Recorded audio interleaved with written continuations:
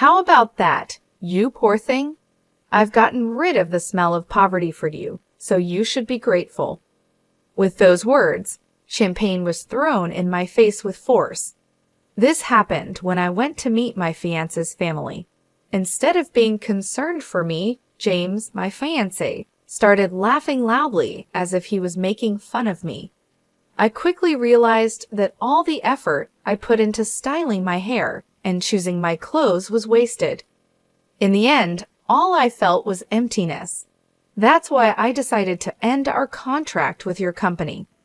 When they heard my decision, Lauren, James's mother, who threw the champagne, and James himself were both shocked. They didn't seem to understand what was happening. Suddenly, James's father, President Walker, appeared. "Mr. Walker, you mentioned before that you plan to retire soon and pass your responsibilities to your son.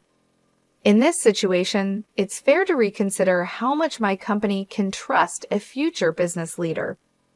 There might have been an intention to keep our relationship through your son marrying me, but unfortunately, it has backfired." After explaining everything, I quietly left. Lauren, who overheard my conversation with President Walker, was too upset to say anything. But this isn't the end. They will have to face the consequences of their actions. My name is Mariah Carey. I'm 50 years old and have never been married. I've always focused on my work and enjoyed my alone time. With hobbies like reading and watching movies, I've had fulfilling days. Because of this, I never developed an interest in marriage as I got older. But that spring in March, when the flowers were blooming, I received an unexpected marriage proposal. The person who introduced me was Kyle Walker, with whom I had a business relationship. "Miss Carey, I'd like to introduce you to someone. What do you think?" he said. Although I was hesitant at first, I decided to meet the person after being strongly encouraged. That person was James, who was the same age as me and the son of President Walker. He's the youngest son with several older sisters. He's come close to marriage a few times before, but has remained single. I had one request before our first meeting, but James was a polite and kind person, and I immediately liked him. I started thinking that maybe marrying him wouldn't be such a bad idea, so I suggested that we start dating. Both President Walker and James were happy with this idea, and everything seemed to be going well. But I never imagined that this decision would lead to an unexpected situation later on. 2 weeks into our relationship, during our third date, James smiled and said, "We're already like a couple, aren't we?" Unlike before, James was wearing a casual jacket and looked relaxed and youthful. I had also switched from dressing up to wearing casual pants. Even though we were both older, our feelings at that moment felt as fresh as those of young people. However, as the date went on, I started noticing something strange about James's behavior. He often made comments that felt a bit insulting. For example, he took me to a slightly upscale restaurant and proudly said, "You don't usually get to come to a place like this, right? This must be special for you." I could only respond with a vague smile. In reality, this restaurant was one of my favorites, and I had just visited it with a friend 6 days ago. But I didn't want to embarrass him, so I didn't tell him the truth. A waiter I knew noticed my signal and played along, pretending not to recognize me. While we were sitting, I noticed the watch on James's wrist. It wasn't the best watch out there, but it was nice. I complimented him, saying, "That's a different watch from before. The color is lovely, and it suits you." Embarrassed, James took off the watch to show it to me, thinking I was really interested. Since I wasn't that interested in men's watches, I just looked at it briefly and gave it back. But he seemed to insist on giving it to me again, saying, "Feel free to take a closer look. It's not every day you see something this fancy, right? Don't be shy." My reaction wasn't just out of politeness. I simply wasn't that interested in the watch. Though I agreed to take a closer look when he insisted, I felt a bit confused. To me, a watch is just an accessory, and I think checking the time on a smartphone is enough. I had mentioned his watch casually, just like I might compliment a friend's new decorative item. Many of the older people I work with wear similar watches, so I actually see them quite often. Thank you for showing it to me, I said. It's nice to have something you like. James then slightly pouted and subtly started looking at my belongings. What caught his attention was a bag that I'm really fond of. This bag was specially made for me at a workshop I love, reflecting the craftsman's skill and my personal taste. It's very practical and a bit expensive, but to James it seemed cheap.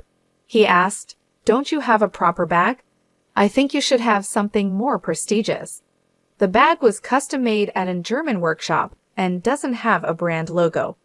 In fact, the craftsman's logo is hidden at the bottom of the bag because I prefer simple designs. It's hard for someone who doesn't know much about women's bags to guess its value just by looking at it. But I couldn't help feeling puzzled by his constant superior attitude. Sometimes I brush it off, thinking he's just a sheltered person who doesn't know much about the world, but the uncomfortable feeling doesn't easily go away. At one point, I thought about reconsidering the idea of marriage, but since we had only met 2 times, it seemed too soon to decide on breaking up. So I decided to wait and see how things would go. Since then, we've continued dating. James does show some immaturity at times, but he's basically an honest person. He no longer acts in that unnatural way he did before. No one is perfect from the start. If you have patience and gradually find harmony, love will eventually grow. I heard an older female celebrity say this on a show I watched, and I found some truth in her words. The following week, we went to a famous hotel buffet for our 5th date. Strangely, James piled 4 or 6 servings of food onto his plate. I lightly commented, "Are you sure it's okay to take so much? It would be a waste if you can't finish it." He suddenly burst into laughter. Wondering what was so funny, he said, "A waste, Mariah? Are you still talking like someone poor? It's okay to take this much. It doesn't matter if I throw it away if I can't eat it all." I made a sour face. It seemed he completely missed the point that wasting food not only costs money, but also inconveniences other customers. The issue isn't just about money. It's about resources and the environment. Aren't you aware of the concept of food waste? It's also inconsiderate to other customers, and eating like that isn't good, I said, my voice more stern than usual. James suddenly shrank back, poking at his pasta with a fork, and muttered, "I'm sorry, please don't be mad. My mom said you might be marrying me for money, and I just reacted without thinking." The word mommy stuck in my mind, and I accidentally repeated it. Referring to one's mother as mommy at his age was unusual and hinted at something odd about his family. As the date was ending, with this uncomfortable feeling in my mind, James drove me home. When I was about to get out of the car, he grabbed my hand and said, "Miss Carey, even though I am who I am, would you marry me? Even if not right away, being engaged is fine. I can wait as long as it takes." I was surprised by James's sudden boldness, but soon I began to feel genuine happiness from his actions. Despite the concerns I had about James, his way of asking made me feel joyful. I thought that maybe the things he lacked could be improved after marriage, and I could help guide him into becoming a loving husband. 5 months had passed since we first met, and I felt it was the right time to move forward. Let's grow together by supporting each other. We both have flaws and differences, so let's talk a lot and work them out, I said with teary eyes, moved by emotion.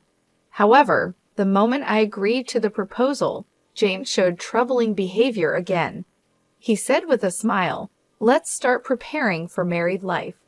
First, you should quit your job, take care of the home, and learn housework from my mom." My joy vanished, replaced by rising anger.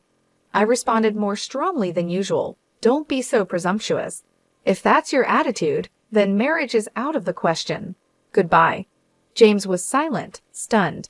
In that moment, I got out of the car and went straight into my house.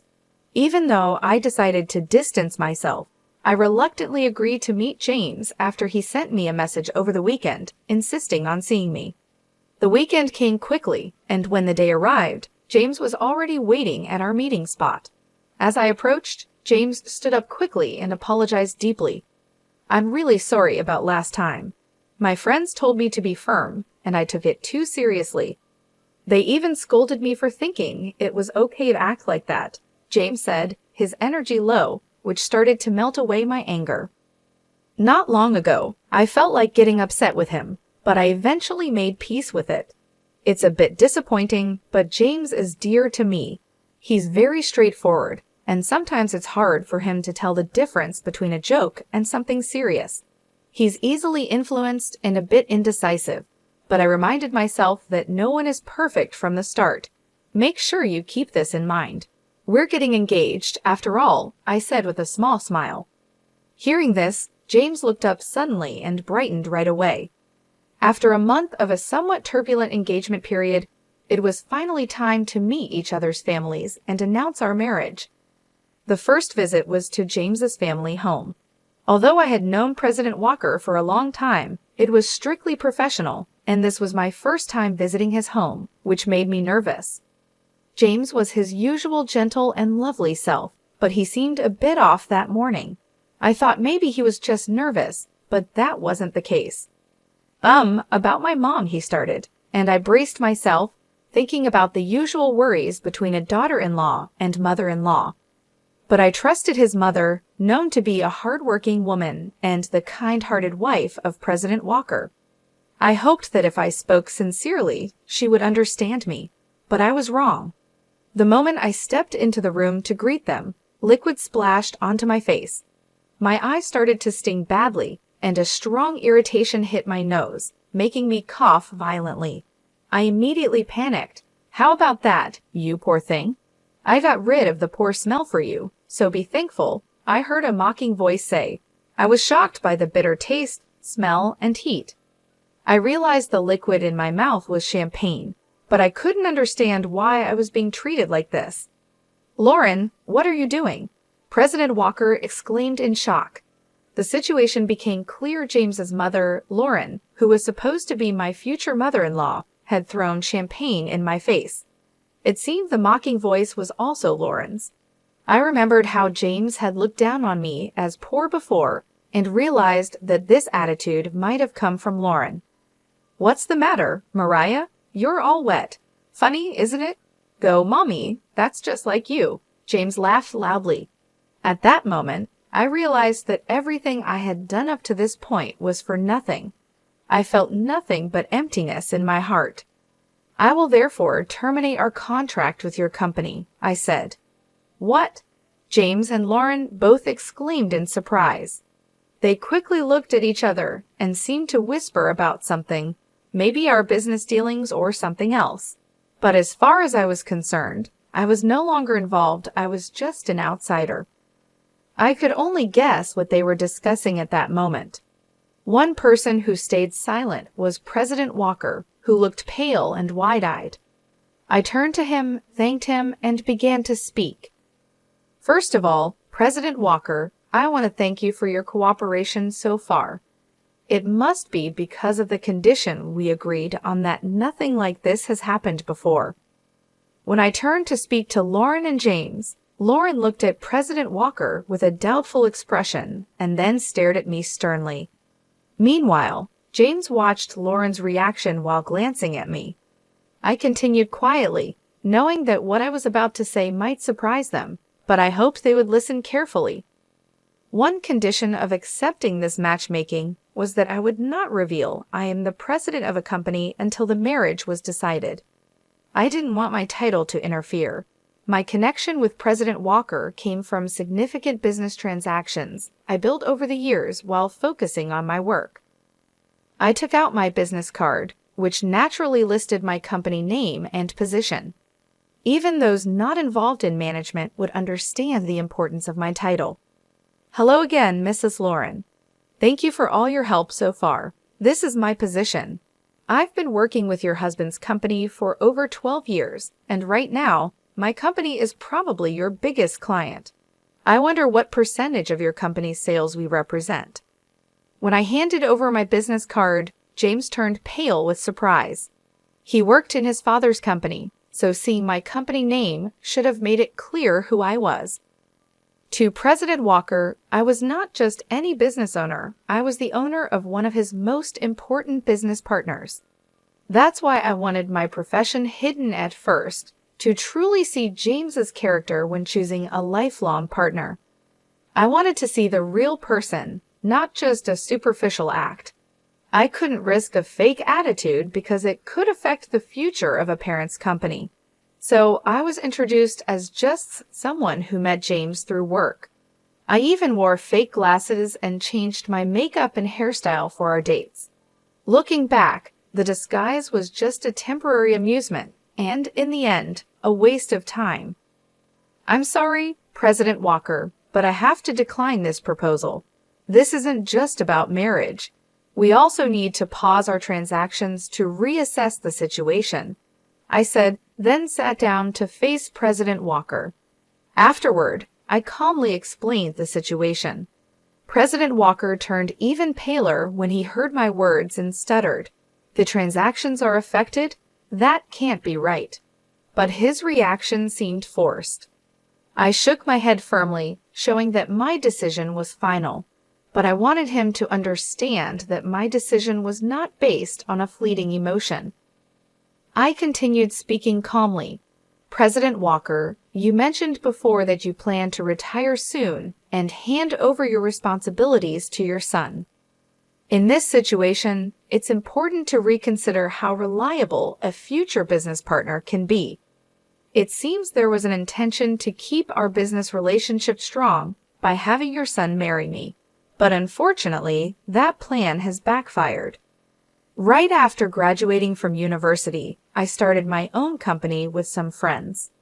Over 22 years have passed since then, and I've been leading the business as its president the entire time. As I've mentioned several times, I've built a strong relationship with President Walker's company for more than a decade. My company, managed with a female perspective, has been recognized for its unique approach and has grown significantly recently. As a result, our business with President Walker's company has also increased. However, there have been internal discussions lately about whether we should switch to new business partners. Amidst this situation, the sudden proposal of an arranged marriage came up. Considering the timing, President Walker might have sensed some changes happening in our company. This wasn't exactly a secret. After realizing who I was, Lauren and James were clearly disturbed. I decided to explain further. In fact, we were reviewing whether to continue our business with your company. I've heard that your company is currently facing some management difficulties. Are you aware of that? Since contracts with other partners are ending, this information is crucial. Lauren, shocked, asked, "What does that mean?" while frantically shaking President Walker's arm.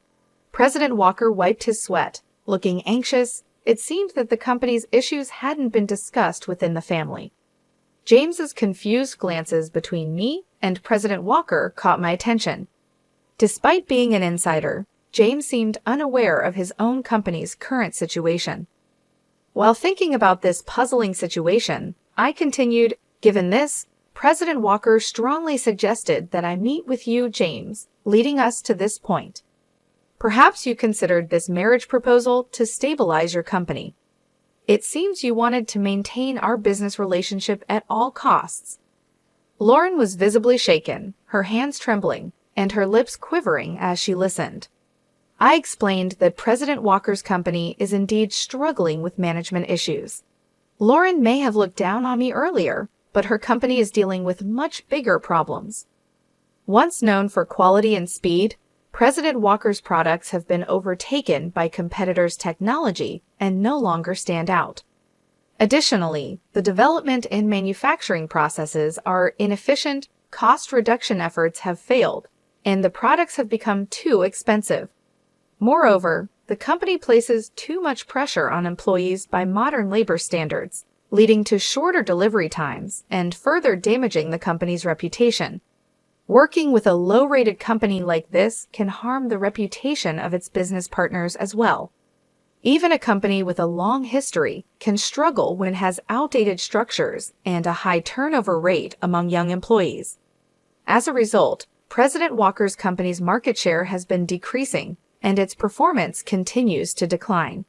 In this situation, it was natural for us to look into working with other, more stable companies. Lauren, outraged, shouted, "How dare you threaten to cut off business based on personal feelings? What a despicable act! Are you blackmailing us? This is the worst. Don't think such behavior is acceptable." She seemed to forget that her actions were the cause of this situation. I was surprised by her accusations and the fact that she hadn't even apologized.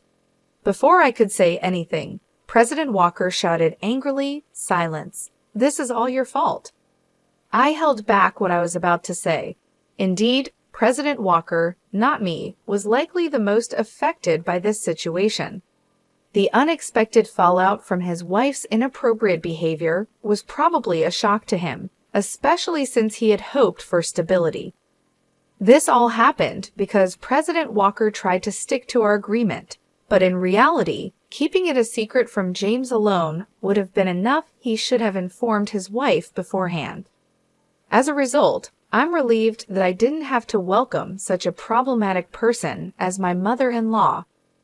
James' appearance was pitiful. He was pale and trembling, holding tightly onto Lauren's hand. It was sad to see a 50-year-old man still needing his mother's hand.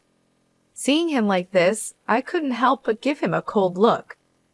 "It's impossible that someone carrying such a cheap-looking bag could be a president," James accused me harshly. "And you complained about food waste and acted like you were poor. You're lying about being my father's business partner. How disgraceful." He seemed to be trying to blame me, but he was clearly mistaken. "I'm not interested in branded goods. I prefer high-quality leather products made locally. Also, my criticism of wasting a large amount of food wasn't because I'm poor, but simply because it's inappropriate behavior. There's nothing fake about that. As for this bag, it's custom-made from a workshop I visit often. Anyone who knows about leather would recognize its quality immediately, but it seems none of you care about that. This bag is actually priced higher than many commercial brands." When I explained this, Lauren suddenly stared at my shoes and bag with surprise, then quickly looked away, clearly embarrassed. It's obvious that only those who know about quality would understand. I continued, "Moreover, ordering a lot of food and not finishing it is not only wasteful, but also disrespectful to the restaurant. It's unreasonable and inappropriate behavior. And yes, it's true that I'm your father's business partner.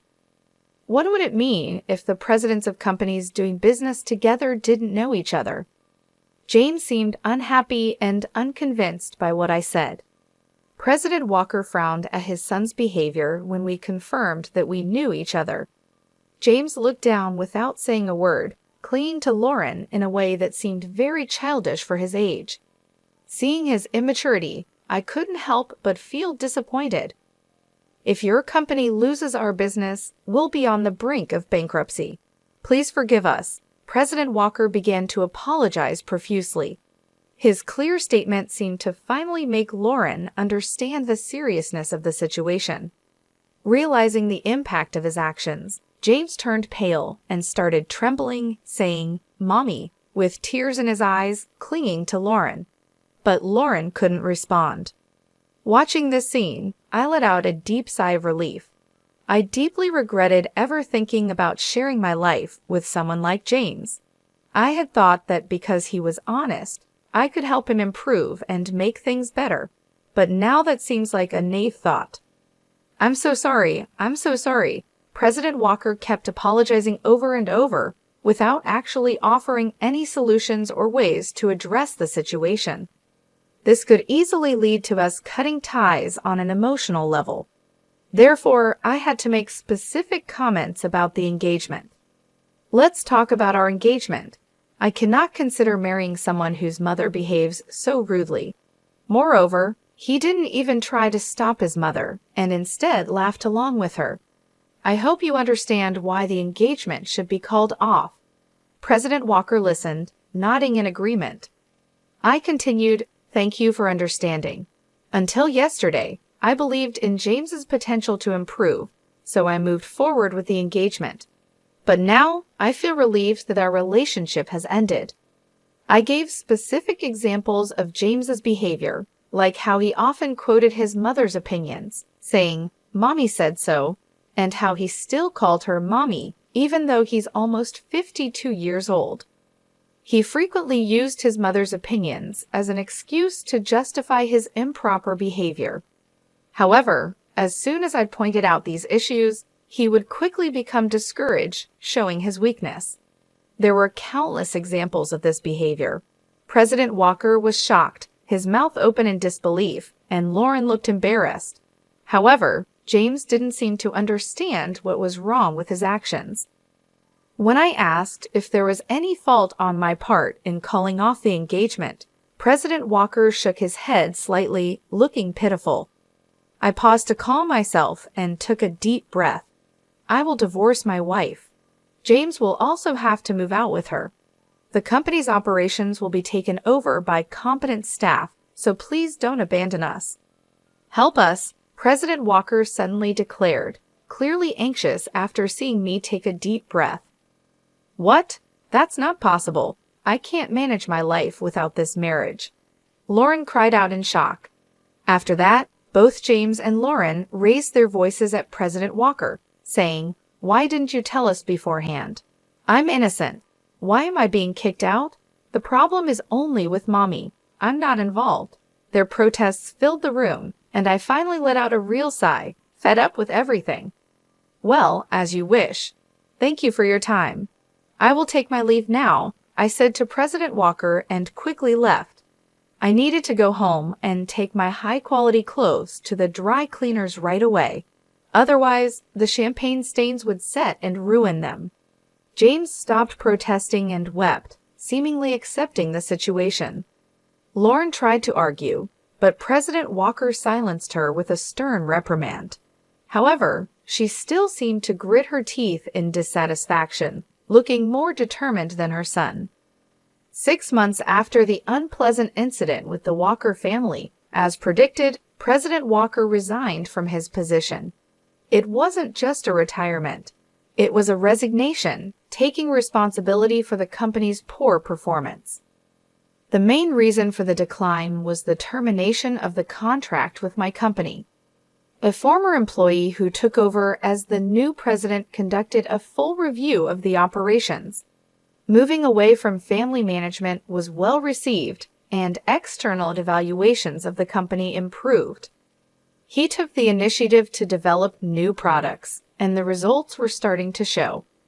At this pace, resuming the paused business transactions might happen soon. In the meantime, President Walker and Lauren officially divorced. As expected, James moved out with Lauren, and they started a new life together.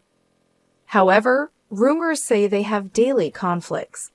It seems that their close relationship was mostly based on financial comfort. After being forced out of his father's company, James quickly became unemployed. Unable to handle James's financial dependence, Lauren left him in President Walker's care and disappeared. I've heard she now lives alone in an old, low-rent apartment, mourning her situation. Lauren once bragged about her lavish lifestyle, but her behavior pushed many people away. Now, she has no helpers or friends and has become a lonely figure. About a year after President Walker's retirement, I had a chance encounter with him when I visited his former company. I ran into him unexpectedly. "I am very sorry for the great inconvenience I caused before," he said. He had generously given half of his property to Lauren, but her financial troubles were mostly due to James's demands and Lauren's continued extravagant spending. Unfortunately, this is personal responsibility, and it's hard to feel sympathy. President Walker had planned to keep James at a distance, but he was shocked to learn that his nearly 52-year-old son didn't even know how to boil water. Eventually, they ended up living together. Now, he is firmly teaching James, making various decisions around the house. James had completely relied on Lauren, and President Walker admitted, "I feel that I didn't properly take care of my son and wife until now. This is the misfortune I created for myself. Although it's late, I am deeply reflecting on my mistakes. I think I also did some wrong things to Lauren. Fortunately, the company didn't go bankrupt, and I am relieved." Now retired and staying at home, President Walker is seriously engaging with James for the first time. James, facing new challenges like household chores and part-time jobs, often cries despite his age. I can only hope that he becomes a better person, but I have no desire to have any more dealings with him ever again. 5 years have passed since then, and my company is doing very well. My performance has improved compared to before, and the stock price has also risen. As for my personal life, I am no longer considering marriage. I have already informed my parents. When I got engaged, I explained everything to my parents, and when the engagement ended, I shared the details with them again. They supported my decision to stay single, rather than being involved with someone like that. As a result, my parents are now even stronger supporters of my focus on work. I stay busy every day and have taken up new hobbies to make my life more fulfilling. Although I used to prefer indoor activities, I recently decided to start exercising at the gym. I could even see my muscles starting to form, and my subordinates look at me with admiration, which feels a bit strange. I've always believed that happiness is something you create for yourself. I look for happiness that I build on my own, not just the kind that comes from being with someone else. If I were to fall in love again, I would prefer it to happen later in life when I could afford to give everything up for love. But that's not something I'm worried about right now. My days are fulfilling, and I'm happy. My life has just begun, and I'm focused on working towards a bright future.